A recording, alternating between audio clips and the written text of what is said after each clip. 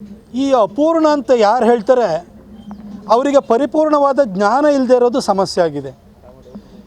ಇವತ್ತು ದೇಶಾದ್ಯಂತ ಯಾವುದೇ ಭಾಗಕ್ಕೆ ಹೋಗಿ, ವಿಶೇಷವಾಗಿ ನಮ್ಮ ದಕ್ಷಿಣ ಭಾರತದಲ್ಲೇ ಭವ್ಯವಾದಂಥ ಮಂದಿರಗಳು ಹೆಚ್ಚಿರುವಂಥದ್ದು. ಅದನ್ನು ನಾವು ಯಾವುದೇ ಮಂದಿರ ತಗೊಳ್ಳಿ, ಮಂದಿರವನ್ನು ಇಂಥವ್ರು ಕಟ್ಟಿಸಿದ್ರು ಅನ್ನೋದಕ್ಕಿಂತ ಹೆಚ್ಚಾಗಿ ಅದು ಚೋಳರ ಕಾಲದಲ್ಲಿ, ಅದು ಹೊಯ್ಸಳ ಕಾಲದಲ್ಲಿ, ಪಾಂಡ್ಯರ ಕಾಲದಲ್ಲಿ, ಚೇರರ ಕಾಲದಲ್ಲಿ, ಅದೇ ಕದಂಬರ ಕಾಲದಲ್ಲಿ, ಈ ರೀತಿ ಅಥವಾ ವಿಜಯನಗರ ಸಾಮ್ರಾಜ್ಯದ ಕಾಲದಲ್ಲಿ ಅಂತೇಳಿ ಹೇಳಿ, ಅಥವಾ ರಾಷ್ಟ್ರಕೂಟರ ಕಾಲದಲ್ಲಿ ಅಂತೇಳಿ ಹೇಳಿ ಒಂದೊಂದು ರಾಜ ಮನೆತನವನ್ನು ಹೇಳ್ತೀವಿ. ಒಂದು ದೇವಸ್ಥಾನ ಕಟ್ಟೋದಕ್ಕೆ 10,000-100,000 ವರ್ಷಗಳು ಬೇಕಾಗುತ್ತೆ.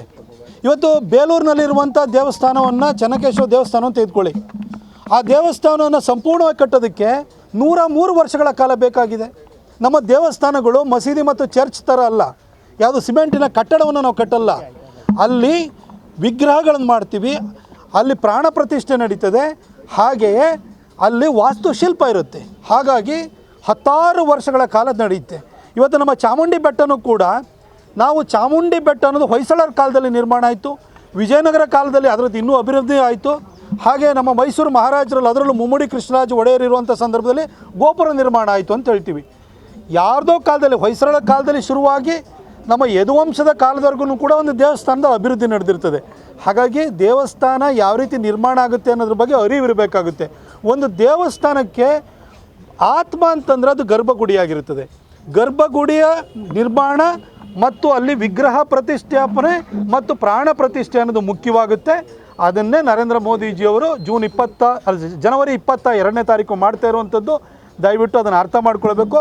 ವಿವೇಚನೆ ಇಲ್ಲದೆ, ಅರ್ಥವನ್ನು ಮಾಡ್ಕೊಳ್ಳೋದಲ್ಲೇ ಅಸಂಬದ್ಧವಾದಂಥ ಹೇಳಿಕೆ ಕೊಡುವಂಥದ್ದನ್ನು ಬಿಡಬೇಕು ಅಂತ ನಾನು ಕೇಳ್ಕೊಳ್ತೇನೆ.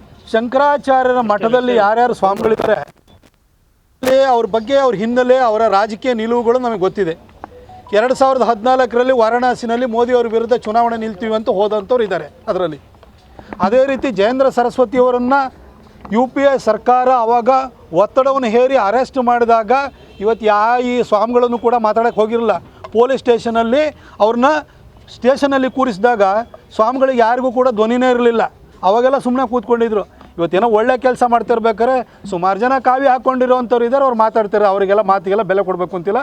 ಆದರೆ ಶಂಕರಾಚಾರ್ಯರು ಕೇರಳದ ಕಾಲಡಿಯಲ್ಲಿ ಹುಟ್ಟಿ ಬದ್ರಿನಾಥ ಇರ್ಬೋದು, ಕೇದಾರನಾಥ ಇರ್ಬೋದು, 4 ಧಾಮಗಳಿರ್ಬೋದು ಸ್ಥಾಪನೆ ಮಾಡಿದಂಥವ್ರು ಅಂತ ಒಂದು ದೊಡ್ಡ ಹಿನ್ನೆಲೆ ಇರುವಂತಹ, ಅದು ಆ ಮಠಕ್ಕಂಥದ್ದು ಅಂತ ಒಂದು ದೊಡ್ಡ ಹಿನ್ನೆಲೆ ಇದೆ. ಆ ಒಂದು ಪರಂಪರೆಗೆ ಸೇರಿದವರ ಬಾಯಲ್ಲಿ ಈ ಥರ ಅಪದ್ಧದ ಮಾತುಗಳು ಬರುತ್ತೆ ಅಂತ ನಾನೆಂತೂ ಭಾವಿಸಿರಲಿಲ್ಲ. ನಾನು ಅದಕ್ಕೆ ಜನನೂ ಕೂಡ ಹೆಚ್ಚಿನ ಒತ್ತನ್ನು ಕೊಡ್ತಾ ಇಲ್ಲ. ಅವ್ರ ಹಿಂದಿನ ರಾಜಕೀಯ ನಿಲುವುಗಳನ್ನು ನೋಡಿಬಿಟ್ಟು ಸೋಷಿಯಲ್ ಮೀಡಿಯಾದಲ್ಲೇ ಅವ್ರನ್ನ ಎಕ್ಸ್ಪೋಸ್ ಮಾಡುವಂಥ ಕೆಲಸ ನಡೀತಾ ಇದೆ. ನಾನು ರಾಜಣ್ಣ ಅವರು ಬಹುಶಃ ನನಗೆ ವಾಲ್ಮೀಕಿ ಸಮಾಜಕ್ಕೆ ಸೇರಿದವರು ಅಂತ ಭಾವಿಸ್ತೀನಿ. ವಾಲ್ಮೀಕಿ ಏನನ್ನು ಬರೆದ್ರು, ಎಂಥ ಒಂದು ಹಿನ್ನೆಲೆ ಇದೆ, ಅವರು ಒಬ್ಬರು ಆ ಸಮುದಾಯಕ್ಕೆ ಸೇರಿದವರಾಗಿ ರಾಮನ ಬಗ್ಗೆ ಒಂದು ಅಪಾರವಾದಂಥ ಗೌರವ ಭಾವನೆಯನ್ನು ಎದೆಗೂಡಲ್ಲಿ ಇಟ್ಕೊಂಡಿರ್ತಾರೆ ಅಂತ ಭಾವಿಸಿದ್ದೆ.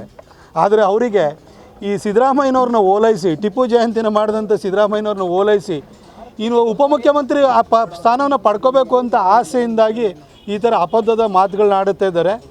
ಅಂಥವರಿಗೆ ಜನನೇ ಉತ್ತರ ಕೊಡ್ತಾರೆ ಮುಂದಿನ ದಿನದಲ್ಲಿ.